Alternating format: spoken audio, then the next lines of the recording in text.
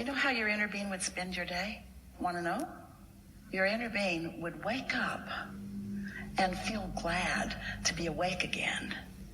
And then think, what's the most fun thing that I could do today? And then your inner being would do it.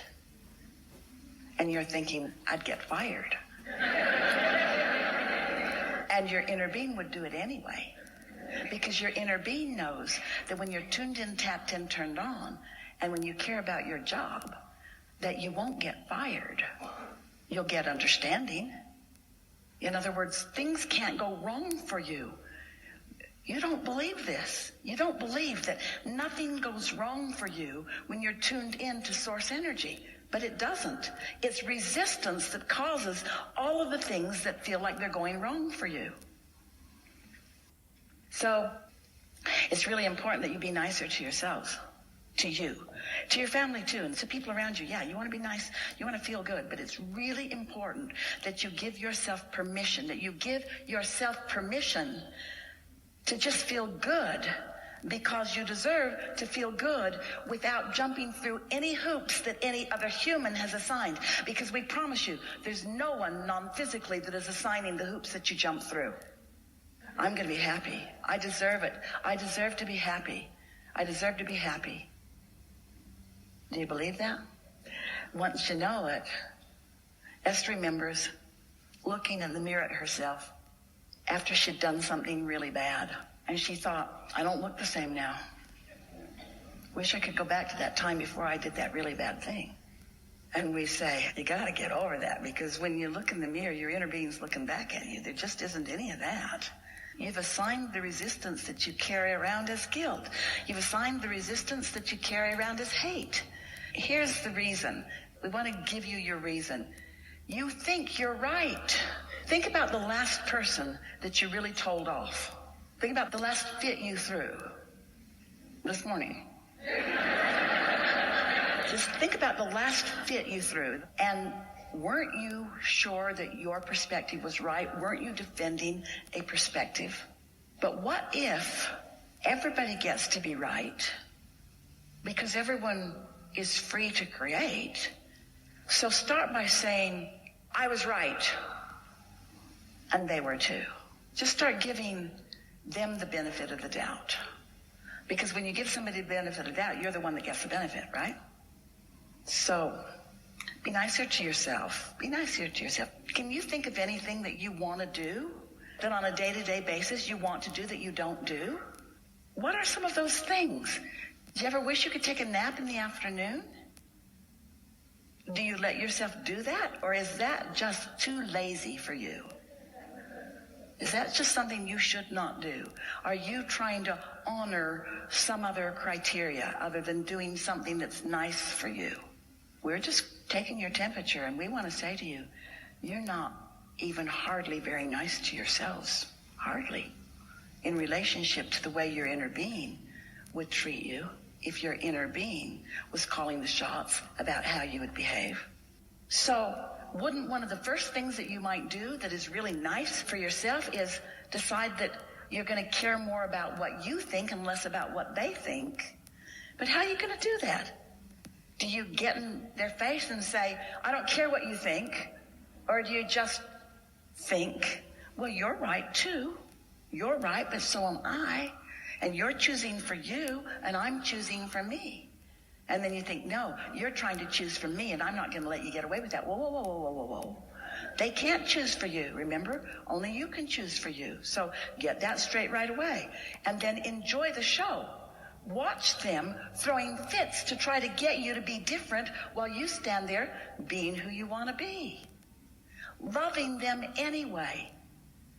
You don't fight back, there won't be a fight for long. Most of the juice in most of the fights are knee-jerk responses. Let them yank your chain or push your button or get your goat. Esther's friend says that her grandmother said, I'm trying to keep my goat in the backyard where no one can get it.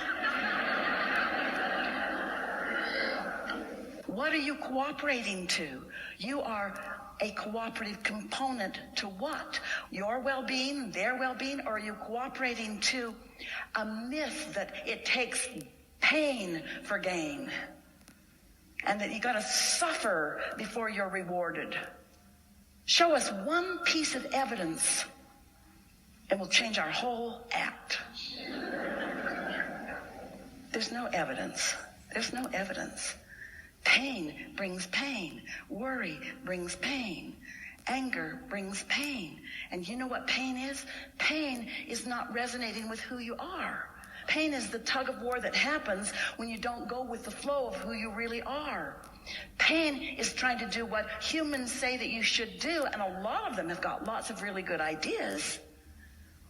Just don't let anybody convince you that you don't get to do what you want, or that it's wrong for you to do what you want, or that you shouldn't get to do what you want. This is worth thinking about.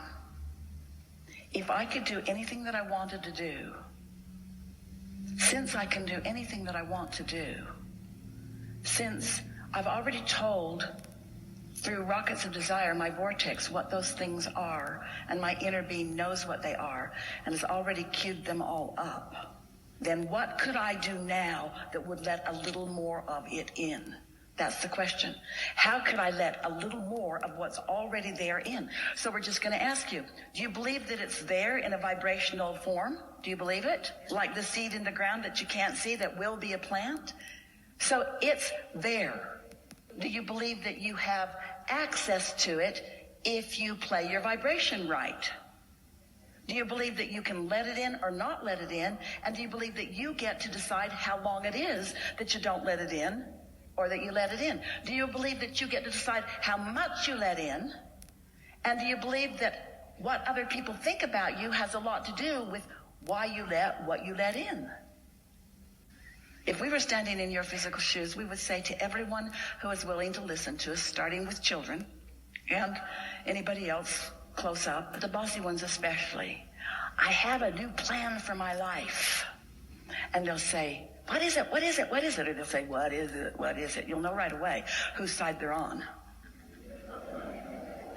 And you say, I've decided that I'm going to do more things that feel good to me.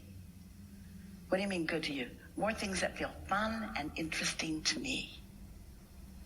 And then say, don't worry, there's a whole lot about you that are fun and interesting to me. I'm not trying to cut you out of anything. I'm just going to reorient myself just for a little while and look for things that feel good to me, because I heard somewhere that if I can do that just for a little while, it doesn't happen instantly, but if I can do that for 3 days, if I can do that for 3 days, if I can put myself first, oh, don't say that to them, they won't like that. If I can choose things that feel better to me for 3 days, that then I'll be stronger, I'll be surer, I'll be luckier, I'll have better timing, I'll see more wonderful things, I'll understand what you mean more clearly, the world will look better, the world will feel better, the world will be better. I'm going to give it 3 days. I'm going to put myself first for 3 days. What does that mean first? Me, not you? No, that's pushing against. Me and you. But I'm not going to leave me out for you. Me and you, co-creating, co-creating, co-creating. This isn't feeling exactly practical to a lot of you. Do any of you have jobs? Do you? Prepare your announcement.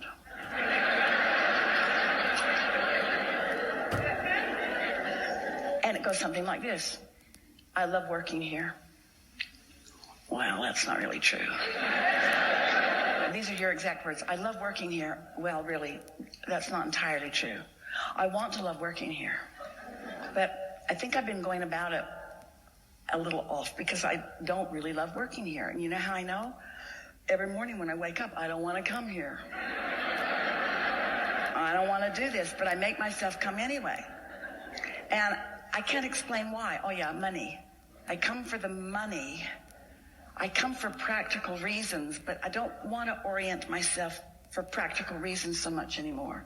I want to orient myself for joyful reasons, for reasons of alignment, because I think that there's a flow of abundance that I'm pinching off by protecting this puny little stream that comes through this job. I'm miserable here. I don't mean to be. You all just make me feel that way. We're getting a little carried away. But I've decided, this is my announcement to all of you. I want to like being here. And so I'm going to spend my time looking for the things about here that are easy for me to love. I'm not going to make anything up. I don't like that, and I don't like that, and I don't like that, but that's not what I'm going to be focused on. I'm going to be focused upon what's here that I do like. I like that it's an existing business and that it makes things happen. I like that there's revenue flowing and that I get to be part of it. I like that there are other people here, and I like that we are different in who we are, and I like the collective whole that we possibly can be, and I like the part that I could play. Not so much the part I am playing, but I like the potential of the part that I could play. I'm looking forward to this shift that's taking place in me, and I think I found the formula. I think owning up to how I feel, I don't like being here, and then acknowledging what I really want. I want to like being here, and then saying that about every place I am, because every place I am, I figured it out. Every place I am, every person, place, and thing has the potential of showing me things wanted and showing me things not wanted. And I've been trying for a long time. Say this to anybody who'll listen.